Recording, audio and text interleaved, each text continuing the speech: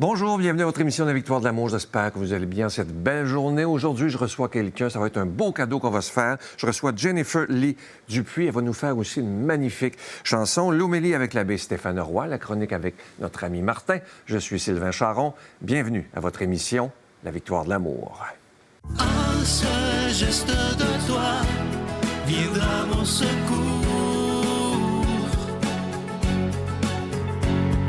Viens semer dans mon âme le grain de l'amour.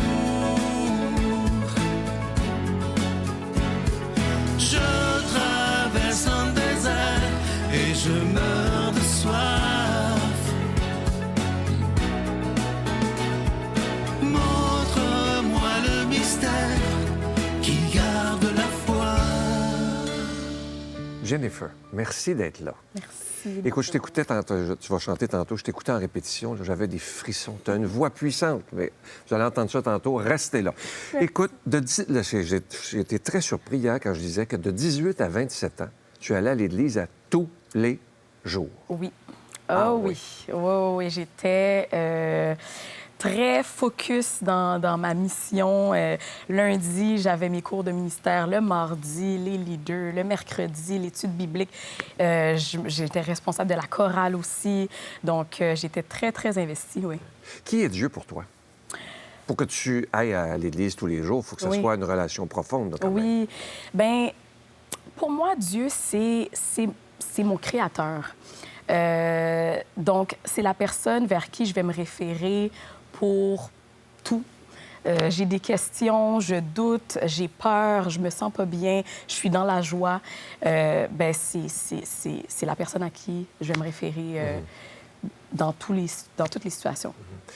Ce qui est spécial, c'est que de 18 à 27 ans, tu vas à l'église Oui. et tout à coup, tu vis une période de sécheresse de 2 ans. Oui. Qu'est-ce qui est arrivé pour que ça te déconnecte comme ça, là?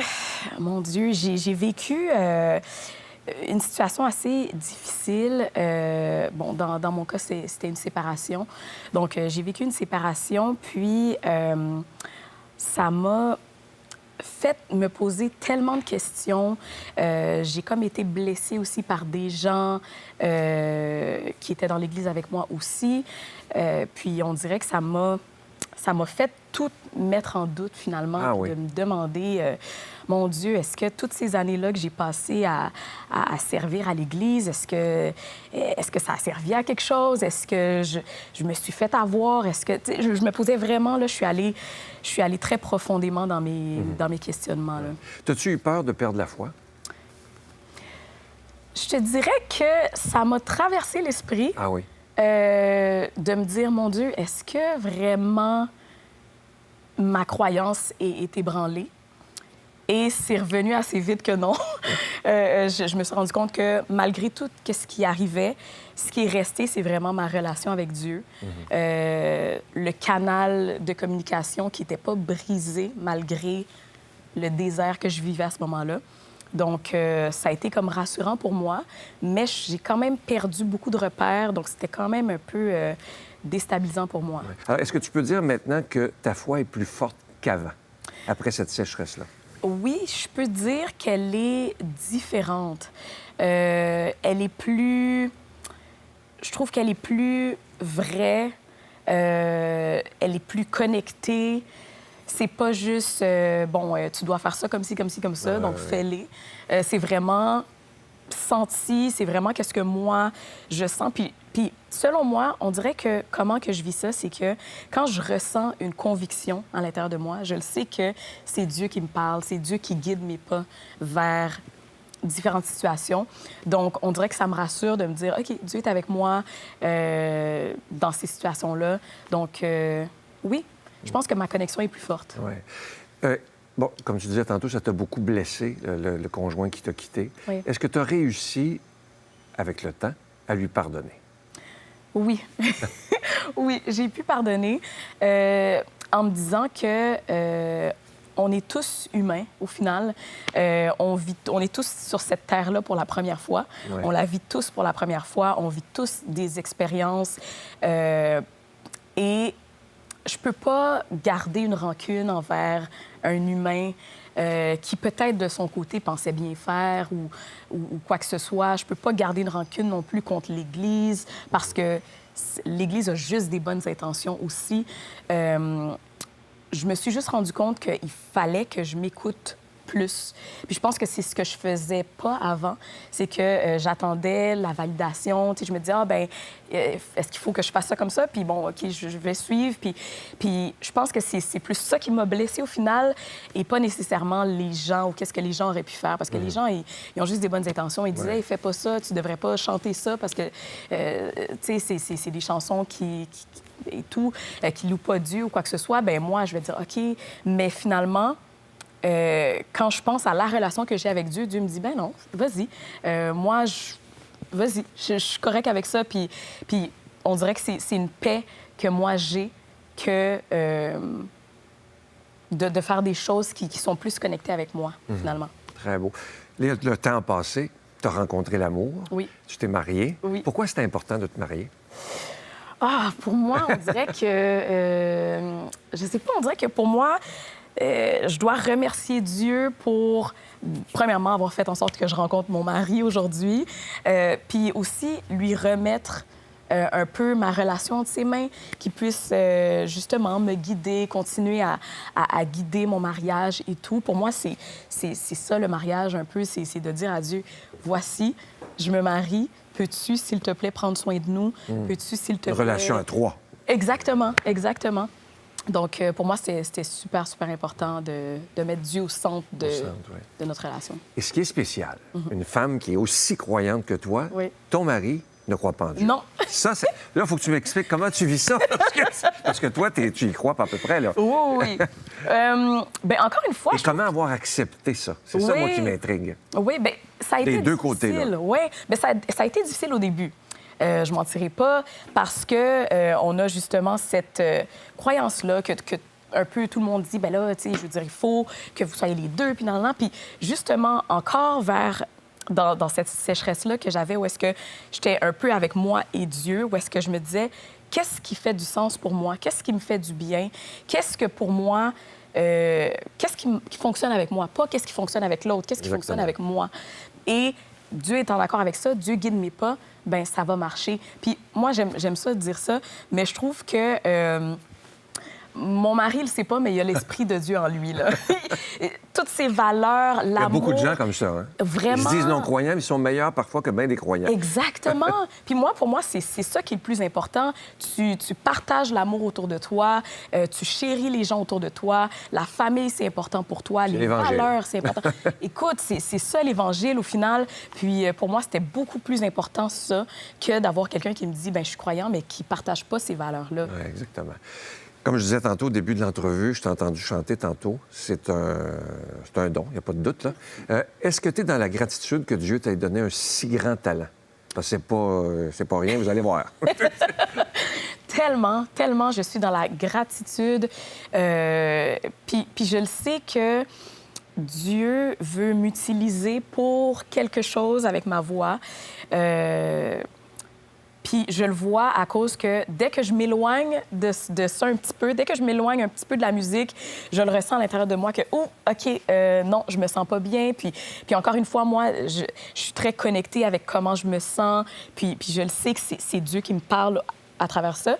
Donc, c'est ça. Je pense que c'est Dieu qui veut que justement, que je partage des messages, que je chante et puis que ça puisse peut-être toucher quelqu'un. Oui.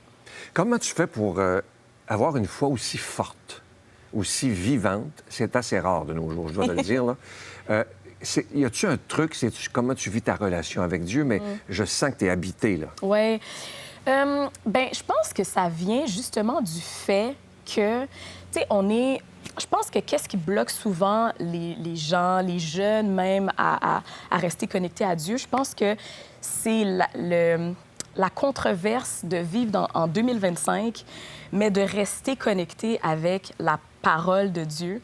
Puis je pense que le désert que j'ai vécu m'a permis de faire du ménage dans tout ça, puis de me dire que, OK, je suis pas née dans cette époque-là pour rien. Je vais pas ignorer le monde dans lequel je suis. Je vais pas ignorer les tendances, je vais pas ignorer, mais je peux rester quand même connectée puis avoir foi, puis être reconnaissante à mon Créateur de m'avoir mis sur Terre, tu sais. Fait que je pense que c'est plus ça, où est-ce que le problème vient, tu sais. Tu peux rester fidèle à toi-même, tu peux aimer les choses que tu aimes, tu peux aimer la musique que tu aimes, tu peux... Être de ton temps. Être de ton temps tout en restant connecté avec Dieu. Ouais. Je pense que c'est ça, au fond, de vivre, d'être connecté à Dieu au final. Là. Dans le fond, c'est comme si Jésus revenait aujourd'hui en chair et en os. Il serait de son temps. Il aurait peut-être une casquette sur la tête, un T-shirt. Oui. Hein. Il serait 100 il ferait pognant. des TikTok. Exactement. J'en suis certain. Il serait à ma place, il ferait de la télé. Oui, c'est et un jour, dans une production, tu étais mal à l'aise avec une chanson à cause de ta foi. Oui. Comment tu vivais ça? Qu'est-ce qui s'est passé? Encore une fois, on dirait que quand que j'ai comme un petit feeling en dedans, j'essaye le plus possible de l'écouter. Justement parce que pendant trop longtemps, je me suis pas écoutée, que je veux pas arriver à un point où est-ce que je me suis pas écoutée pendant trop longtemps, puis finalement, j'arrive à un point de sécheresse, justement. Donc, c'est ça, on dirait que c'est ça, il y avait une chanson, les paroles qui étaient dites, ça connectait pas avec moi, c'était très contradictoire avec mes croyances. Puis, moi, tu sais, Dieu est au contrôle de toutes choses, donc j'ai même pas eu à dire à la... Tu sais, je l'avais sur le cœur, je m'étais dit, OK, je vais le dire à la production que ça marche pas avec moi, je peux pas chanter cette chanson-là, ça marche pas. Et ça, c'est des belles convictions. Hein? Oui. Et, Puis, bon, je me suis motivée, puis je me suis dit, OK, je vais leur dire. Puis finalement, en ayant la production au téléphone, ils m'ont dit, hey, en passant, on pensait à ça, on va enlever cette chanson-là du set, ça marche plus. Puis, oh mon Dieu, écoute, dans mon cœur, je suis comme, merci Seigneur, merci, merci. T'sais, parce que, justement, je pense que quand tu restes fidèle à toi-même puis tu t'écoutes, ben les choses fonctionnent pour toi, tu sais. oui, tout à fait. Est-ce que c'est difficile, bon, tu es dans le show business, est-ce que c'est difficile dans le milieu artistique de parler de sa foi? Parce qu'il y a beaucoup de gens qui trouvent ça ringard, quétaine, stupide, qu'on perd notre temps, bon, etc. Est-ce que tu es capable d'en parler, de te faire respecter? Je peux en parler. C'est sûr que c'est pas quelque chose que je vais forcer sur les gens. Mais on va me le demander. Là. Tu sais, moi, je suis impliquée dans mon église, je chante les dimanches et tout. Fait que, tu sais, si on me demande qu'est-ce que tu fais le week-end, bien, je m'en vais à l'église, je vais chanter. Ah ouais, ça a l'air de quoi? Bien, viens-t'en, viens voir ça. Tu vas voir qu'on a du fun à l'église, tu sais. Je le force pas sur les gens. Quand on me pose des questions, je vais le dire. Puis c'est pas mal ça. Oui. Écoute, je t'écouterai pendant longtemps. Là, on va t'écouter chanter. Et j'espère, avant que tu t'en ailles, qu'un jour, on va te réentendre chanter à la victoire de l'amour. Je serai très, très, très heureux. Alors, je t'invite à aller t'installer. Merci. Et on t'écoute avec beaucoup de joie. Merci. Je t'invite à aller t'installer. Elle nous chante une très, très belle chanson. C'est un moment de prière. Marcher dans l'amour.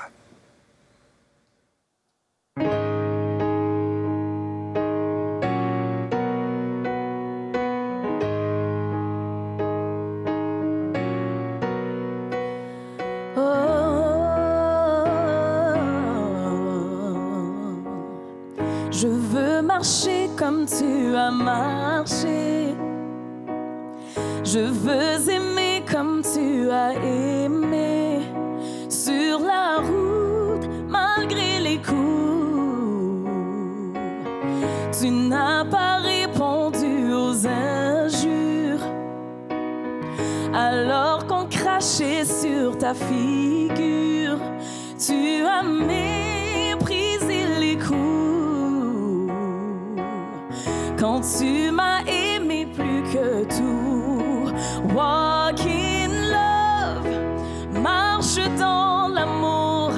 Oui, je veux marcher chaque jour dans ton amour, car la miséricorde triomphe du jugement, triomphe même de la mort. Oui, l'amour triomphe encore.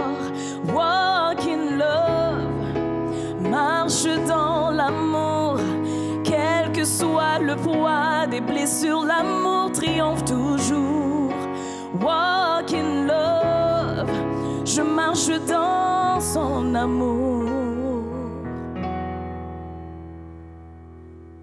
Je fais le vœu de ne plus juger.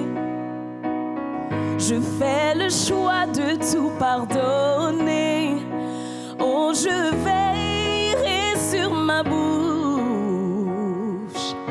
Je veux marcher comme tu as marché. Je veux aimer comme tu m'as aimé. Quand tu t'es donné pour moi. Quand tu m'as aimé à la croix. Walk in love. Marche dans l'amour. Oui, je veux marcher chaque jour dans ton amour. Car la miséricorde triomphe du jugement, triomphe même de la mort. Oui, l'amour triomphe encore. Walk in love, marche dans l'amour. Quel que soit le poids des blessures, l'amour triomphe toujours. Walk in love, je marche dans son amour. Oh,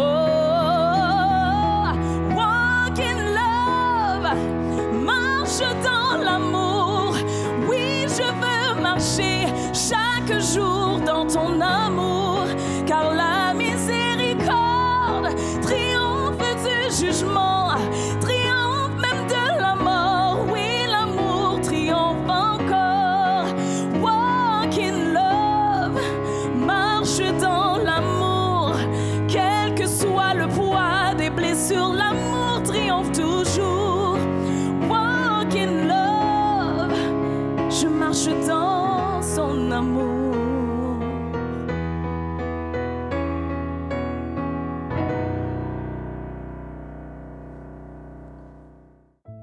Notre Père qui es aux cieux, que ton nom soit sanctifié, que ton règne vienne, que ta volonté soit faite sur la terre comme au ciel. Donne-nous aujourd'hui notre pain de ce jour. Pardonne-nous nos offenses, comme nous pardonnons aussi à ceux qui nous ont offensés. Et ne nous laisse pas entrer en tentation, mais délivre-nous du mal, car c'est à toi qu'appartiennent le règne, la puissance et la gloire pour les siècles des siècles. Amen. Mon Père, je m'abandonne à toi. Fais de moi ce qu'il te plaira. Quoi que tu fasses de moi, je te remercie.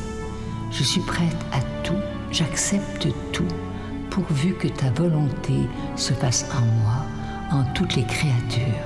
Je ne désire rien d'autre, mon Dieu. Je remets mon âme entre tes mains. Je te la donne, mon Dieu, avec tout l'amour de mon cœur, parce que je t'aime. Et que ce m'est un besoin d'amour de me donner, de me remettre entre tes mains, sans mesure, avec une infinie confiance, car tu es mon Père.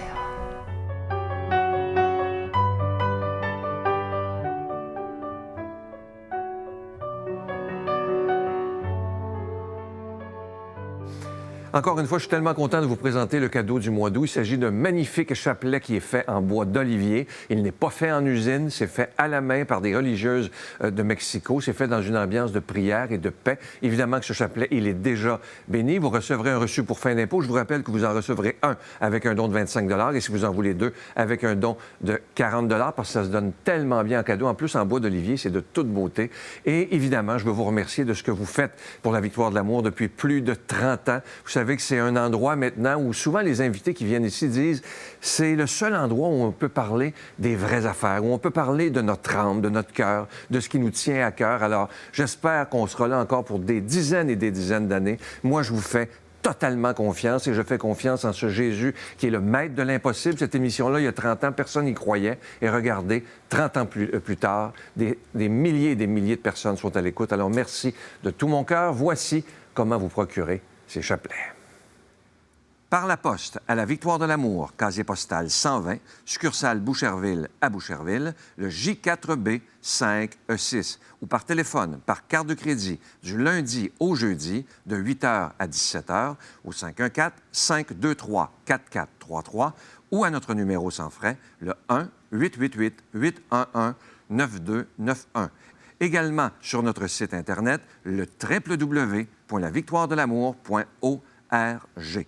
Avec votre don, vous recevrez aussi un reçu pour fin d'impôt. Merci de donner des mains à la Providence. Merci d'investir dans votre foi. Je continuerai à croire, même si tout le monde perd espoir. Je continuerai à aimer, même si les autres parlent de haine. Je continuerai à construire, même si les autres détruisent. Je continuerai à parler de paix, même au milieu d'une guerre. Je dessinerai des sourires sur des visages en larmes et je tendrai les bras à ceux qui se sentent épuisés. Oui, je continuerai à croire.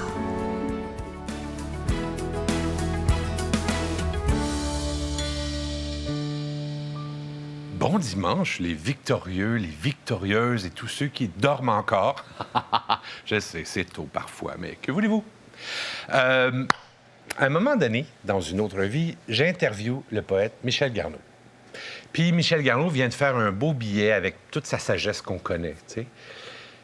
Puis il me flabbergaste. Je suis un peu tétanisé. Et je lui dis... Qu'est-ce que Michel Garneau a compris que j'ai pas compris? Et du tac au tac, il me répond, le choix. Je choisis. Hey, je me suis promené avec cette phrase-là pendant des semaines. Qu'est-ce que ça veut dire, le choix? Ton esprit, là, ton cerveau, appelle-le comme tu veux, là, confirme toujours ce que tu crois. Tu te dis que ça va mal? Il va te le confirmer et il va mettre de l'avant les preuves que ça pourrait aller mal. Ou il va juste mettre en lumière les choses qui te gossent, tu sais, toutes tes erreurs, tous tes échecs. Il va même revenir dans le passé s'il n'y a pas assez de stock en avant, tu sais. C'est comme s'il validait ça, parce que tu as choisi de voir ça. Vous voyez, comme le choix est puissant, là. Je sais que je parle souvent du cerveau, mais j'aime assez ça. C'est pas la vie qui va mal. C'est ça qui est drôle, c'est que la vie, elle va, tu sais, c'est ton cerveau que tu renforcis dans tes choix de vision de la vie. Mais l'inverse est vrai. Si tu décides de voir la vie autrement, si tu décides de te donner un autre angle, le cerveau, lui, il est bodé, il va faire « All right, man, je te suis, j'embarque avec toi ». T'sais, le choix est tellement puissant, puis la façon que M. Garneau le savait, puis c'est un beau monsieur, barbu, tout sage, ridé à souhait, puis on aime ça, là. Il a l'air plus sage que les autres. Puis quand il l'a dit, ça m'a tellement résonné en dedans que j'ai fait, OK, l'esprit, là, le cerveau, là, il va chercher les réponses pour toi, mais sois clair dans ta question. Sois clair dans ce que tu veux voir en avant de toi, là où tu veux aller. Tu sais, il y a quelqu'un qui disait... Là où ton regard va, la vie va. Fait que laisse la chance à cet esprit-là d'y aller, tu sais. Vous allez voir, le monde va changer. Vous en valez la peine.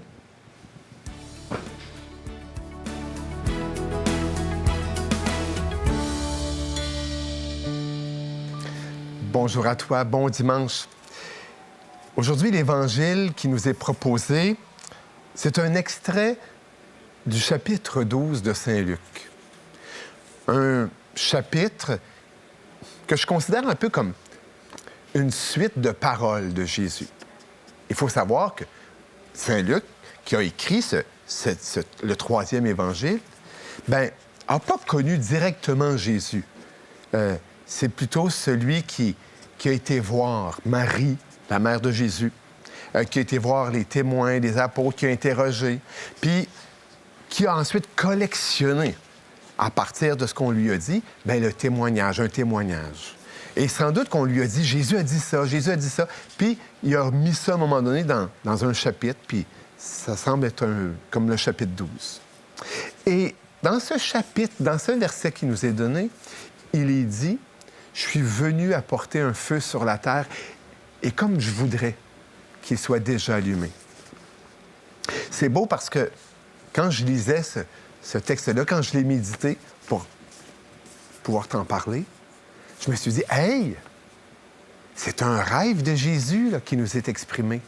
C'est comme si Jésus nous exprimait un rêve, un désir, comme je voudrais. Hein? Qu'est-ce que tu voudrais? Je voudrais ça. OK, c'est un désir, c'est un rêve. D'autant plus que c'est pas qu'une petite affaire. apporter un feu sur la terre. Pas juste dans ton cœur, mais dans le cœur de tout le monde. Puis, de fait, ça rentre un peu dans la mission de Jésus, parce que si on recule un petit peu dans l'Évangile, dans le même Évangile de Saint-Luc, il nous est dit, Jean-Baptiste a dit à ceux qui venaient se faire baptiser par lui, « Moi, je vous baptise dans l'eau, là, hein? Mais vous savez, à un moment donné, quelqu'un plus grand que moi va venir, puis lui, il va vous baptiser dans le Saint-Esprit, puis le feu. » C'est sûr que dans la bouche de Jean le Baptiste, qui avait une prédication assez roughée, hein, le feu signifie jugement, dans l'esprit et le jugement. C'est-à-dire qu'il va vous rendre drette, lui, là, qui est celui qui va venir, qui va vous baptiser. Dans la bouche de Jésus, je pense que ça veut dire bien d'autres choses. Et on peut davantage, non pas le mettre en lien avec le feu de la foudre que certains apôtres ont voulu d'ailleurs faire descendre du ciel, mais plutôt le feu de la Pentecôte, qui est le feu de l'Esprit, qui est l'amour de Dieu. Tu sais, après ça, Jésus va parler de sa passion. Il faut, moi, que je sois baptisé. Pourtant, tout le monde sait qu'il a déjà été baptisé par le Baptiste. C'est que dans le baptême dont il a fait l'annonce, dans ce passage-là, Jésus parle davantage de sa passion.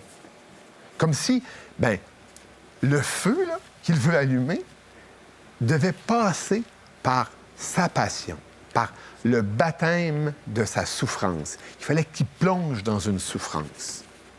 Honnêtement, je parlais avec quelqu'un récemment, puis j'ai compris que, de fait, il y a l'avant-souffrance dans la vie, puis je parle pas d'une grippe, là, d'une bonne souffrance de vie, là. Il y a l'avant-souffrance, puis il y a l'après-souffrance. Puis, si tu as vraiment souffert, toi, là, on est souvent plus beau, plus profond, plus vrai, plus vulnérable après la souffrance. On est souvent plus libre, puis ça, la liberté, ça permet à l'amour d'agir, de se laisser aimer puis d'aimer. En terminant, je voudrais te laisser avec une parole, pas de Jésus, mais d'une sainte. Elle ne savait même pas écrire, Catherine de Sienne. Et un jour, Catherine a dicté une lettre à un prêtre et elle lui dit, « Si vous étiez ce que vous devez être, vous metteriez le feu à l'Italie. » C'était un prêtre en Italie. La souffrance nous fait souvent acheminer vers ce que nous sommes vraiment. En tout cas, c'est mon témoignage, moi. La souffrance m'a amené à être un peu plus qui je suis. Puis, je pense que ça, c'est contagieux. Parce qu'à ce moment-là, quand tu es libre, tu permets à l'autre d'être libre, puis c'est merveilleux. Que le Seigneur te bénisse, puis te garde. Amen. Je vous salue Marie, pleine de grâce. Le Seigneur est avec vous. Vous êtes bénie entre toutes les femmes, et Jésus, le fruit de vos entrailles, est béni. Sainte Marie, Mère de Dieu, priez pour nous pécheurs, maintenant et à l'heure de notre mort. Amen.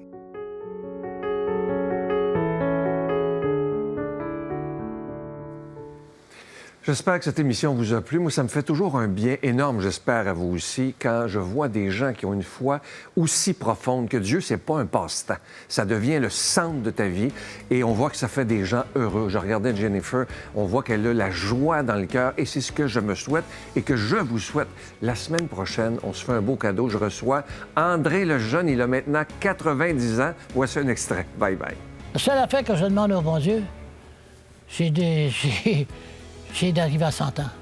Ah oui? Je vais arriver à 100 ans. Je pense que tu vas y arriver, moi. Oui. Pourquoi je vais arriver à 100 ans? Parce que j'ai encore des choses à voir. J'ai encore des choses à faire. Je pense qu'il va me dire oui.